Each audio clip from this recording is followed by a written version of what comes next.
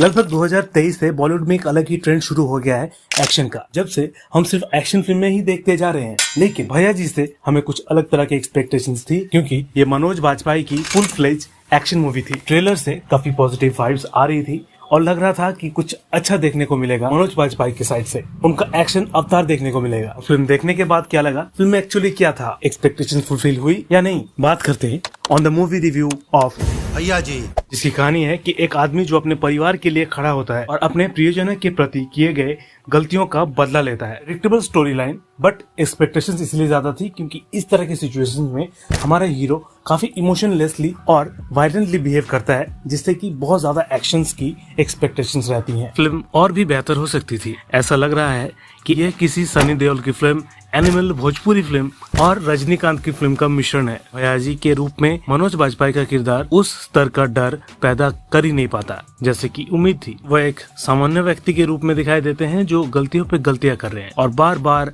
Hurt भी हो रहे हैं। कमजोर व्यक्तित्व के रूप में सामने आते हैं। कई बार उससे बचने के लिए अपनी मंगेतर की शूटिंग कौशल पर निर्भर है। कुछ सीन्स बेमतलब से मालूम होते हैं, उनके पीछे का तर्क समझ में ही नहीं आता। उस शेर के प्रतीक के बारे में पूरा डर और पूरी तरह से बेसलेस था। उसके बाद ही कहानी में कुछ नहीं बदलता। बदला लेने के लिए पूरा गांव इकट्ठा हो गया और फिर सारा झगड़ा मनोज बाजपेयी और उसके दो समर्थकों ने किया। ऐसा कुछ भी नहीं जो हमने पहले नहीं देखा था। भाभी जी के रूप में जोया ठीक थी, कम से कम वो प्यारी लग रही थी। उनके द्वारा कोई ओवर एक्टिंग भी नहीं की गई और उससे भी बेहतर डायलॉग्स जो हमने कई बार सुने हैं, जैसे कि एक बिहारी सभ्य भारी या फिर जिंदगी झंडवा फिर भी घमंडवा, जिनकी कुछ याद रखने लायक अहमियत है। लेकिन इस फिल्म में ऐसा कुछ भी नहीं था। यहाँ तक कि भाषा भी काफी कंफ्यूजिंग लग रही थी। ना तो ये बिहारी थी, ना तो भोजपुरी थी, ना तो हिंदी लग रही थी। और मुझे ये समझ में नहीं आ रहा था खलनायक दिल्ली के लड़के थे या हरियाणवी या फिर राजस्थानी। भैया जी का हथियार फावड़ा मुझे बहुत ही अजीब लगा,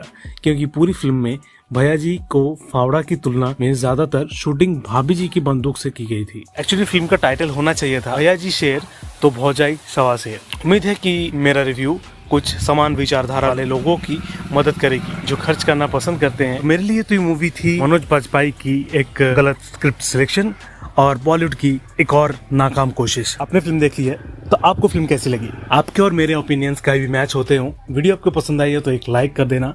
मुझे कमेंट में बताना क्या आपको अच्छा लगा, क्या बुरा। यहाँ से सब्सक्राइब कर देना चैनल को, जिससे कि हम बार बार मिल सके। मुलाकात होगी अगले वीडियोस में। तब तक के लिए टेक केयर, बाय।